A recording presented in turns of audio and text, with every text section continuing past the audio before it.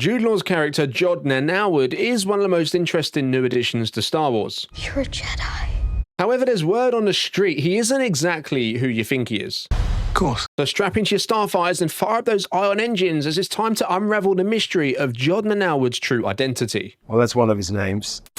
You never know quite whether you can trust him or not. Before we dive in, don't forget to smash a thumbs up on the video if you enjoy it, and remember to subscribe if you'd like to catch more from us. Now, with all of that out of the way, let's get into unraveling the truth about Jude and the Skeleton Crew show. You can trust me. You're a Jedi, right? Of course. Now, to really understand the direction the character looks to be heading in, we first need to have a clear view on the show so far, and what its placement in the timeline actually reveals, which we'll come on to a bit more later. So the show is very much being marketed as this kid-friendly adventure, and going by from what we've seen in the trailers, on the surface it's hard to disagree. It's pulling from the ambling entertainment style of the 80s with shows like The Goonies and E.T., and perhaps a little more recently Stranger Things. Essentially, it's a story about a group of kids that leave home for an adventure which I think every kid has dreamed of at one stage or the other, so it's easy to think this is a show aimed directly at kids, and that would actually be honouring where Star Wars really came from, in that George always intended these stories to be for the younger audience. You know, it's a film for 12-year-olds. It's just that it was so damn good the adults fell in love with them as well. However, it's also worth noting here, the shows in which this one is drawing direct inspiration from, although a lot of people do see them as kids shows, they weren't actually intended to be. They just so happened to feature child actors which kids then related to. And Stranger Things, well, that's definitely not a kids show, and it seems despite what it appears to be on the surface, they went into Skeleton Crew looking to tell a particular story rather than to just cater to a certain part of the audience, which is something they've actually been accused of before, so this is a big positive. So do expect some complexity in there, but in the same breath, this is Star Wars, so it's going to be something to sit down with the entire family. Now, with the show just days away, the marketing campaign is in full swing. I'm talking trailers, TV spots, and cast interviews, the whole lot. And I've spent more time than I'd probably like to admit combing through it all of late to see if there's anything that's been said or shown that perhaps has flown under the radar and we should know about. And I'll be honest, in a lot of the interviews, it is your standard, what I would call boring questions, which I don't think many people are that interested in, like what does it mean to be a good friend and stuff like that. And I get why a lot of these journalists play it safe by asking these questions, as they're very much in Lucasfilm's pocket, and they're quite comfy there. It's quite nice there by all accounts. But then I came across something that made me almost spit out my English tea. One of the interviewers from Inverse asked Jude Law whilst they were doing a recent batch of marketing if his character was a Sith, which is actually a suspicion I've had for quite some time, and I know a lot of you guys out there have as well from reading your comments. So to ask a straight to the point question like this, the guy's either already fallen out of the pocket that was pretty comfortable, or he was never in there like me. Now, we've known for some time his character's not going to be a straightforward one to follow. You're a Jedi.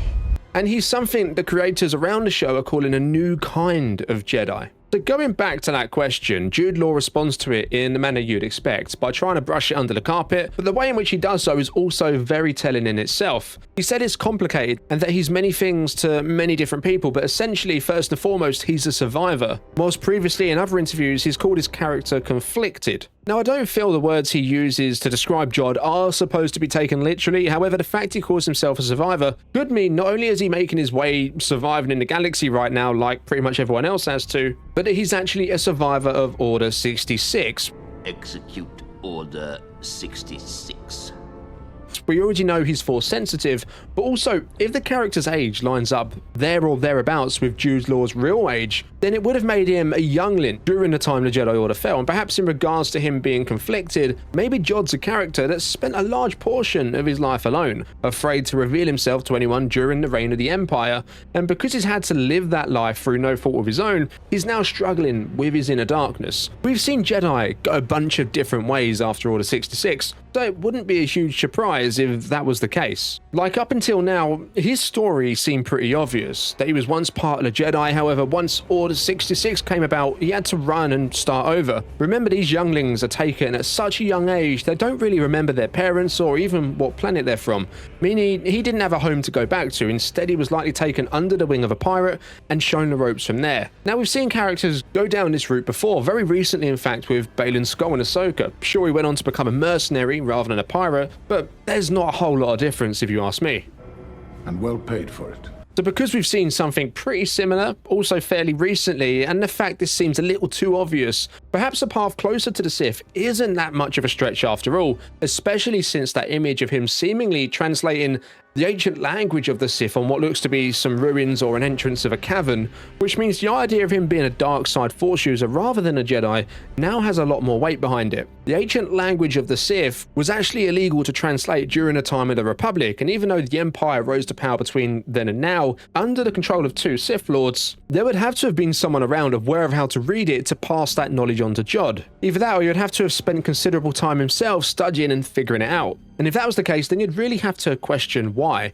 Now, when you add this to the fact Jude doesn't deny his character as a Sith in interviews, at this point it just adds more fuel to the fire than anything else. And when we take a step back and look at where we are right now, yeah, he could have been a once aspiring Jedi now turned pirate like we've already spoke about, and whilst that would be an interesting twist to what we've seen before, it also wouldn't be that too different. It's not really giving us something entirely new. Whereas if he was an aspiring Sith, learning from the scraps left behind, that would. As far as we know right now, apart from Palpatine who's busy just trying to stay alive on Exegol, there aren't any others around. They'd have to walk down that path alone and most likely without a master. It would be a pretty fresh and cool take to have a Force user, perhaps a little lost and unsure of their own place in the galaxy with their abilities, actually discover the history of the Sith and attempt to bring it back. Or recreate it himself from scratch, like something he's learned there resonates with him. Potentially looking to step into the shoes of those characters that came before, such as Vader and Palpatine. And hey, maybe Thrawn better watch out if he wants to keep control of that Empire, that's all I'm saying. And we'll actually talk a little bit more about how Thrawn comes into this and the role he potentially plays in a moment. Long live the Empire. But if you think you've pretty much got the galaxy and its events all mapped out at this point through the movies and TV shows, let's just say Jude, looking to take up the role of a Sith during this time, whilst it would be unique to us in live action, he wouldn't be the only one. There are other individuals and even groups out there in the galaxy right now that are actively pursuing that authority and even in some cases, the power the Sith once had. So this idea itself wouldn't be totally off the table for them to do in Skeleton Crew. Now, whilst we sit with the whole Sith idea for a moment, there's also the possibility he could be someone we've actually met before. Kind of met. Okay, we at least know about him and pretty well. But the thing is, we're just yet to see him in live action, and this one would excite a lot of you Legends fans out there, really, and given the direction the story has been heading in during this part of the timeline in recent years, it wouldn't be all that much of a stretch either if Job was actually the canon version of Joruus C'baoth from the Thrawn novels. Now, the reason this can actually work is because Joruus originally was a clone created by Palpatine as part of his cloning experiments, which we now know is called Project Necromancer, and Star Wars are really building that idea up. Project Necromancer is a place for that. But long story short, he ended up crossing paths and working alongside Thrawn during this point of the timeline in Legends, and with him returning to the main galaxy from Peridia in Ahsoka and a rumoured live-action retelling of Heir to the Empire on the works, the pieces just seem to be falling into place. What was first just a dream has become a frightening reality. And going back to what we spoke about earlier with Jude seemingly translating the Sith language on those ruins, which was an officially released image by the way, well, that same language was also seen in the Ahsoka show as well. There's already a link being formed between the two shows before this one even drops. And you have to think, this show's surely taking place in this part of the timeline where it could have happened anywhere for a reason. And with Filoni and Favreau both on board as executive producers, when since the release of The Mandalorian, they've only ever dealt with the live action shows that connect into it, it's very likely now that this one does too. And looking to the future, if they are really planning a live action retelling of Heir to the Empire, through these characters introduced in the Disney Plus shows, and perhaps even some of the legacy ones as well, then they really need to include Joruus C'baoth, or at least someone to fill the same type of space in the story that he did. And aside from Jude and Alwood right now, I can't think of any other candidates out there. So with the show right now just around the corner, we're in one of my favourite times with the marketing in full swing with all of the interviews and releases like TV spots, but it's also a time for speculation and at times needing to read between the lines on what's said. In regards to who Jude actually is, well, we already know that's just one of the names he goes by. We know Jude really is just an alias, which is obviously in place to conceal his true identity, which is pretty unusual, I have to say, for pirates to do within Star Wars or in any kind of media, as names often come with a certain reputation, which in turn in that line of work commands respect, like Gorian Shard. And if we think back to our world, I couldn't imagine Blackbeard concealing his true identity all that often, because of the stories that are associated with that name, whether true or not, earned him a high level of respect from his peers. And the fact Jude Law, didn't rule out the idea of his character being a Sith makes the mystery just all that more interesting.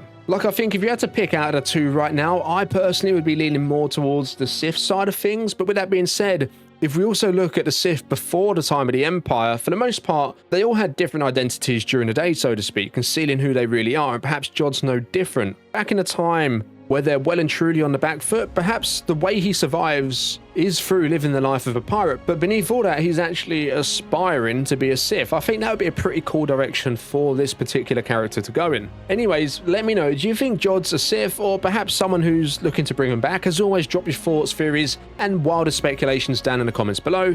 Don't forget to leave a thumbs up on the video if you've enjoyed it, and remember to subscribe to the channel if you'd like to catch more. I'll see you in the next one. May the Force be with you.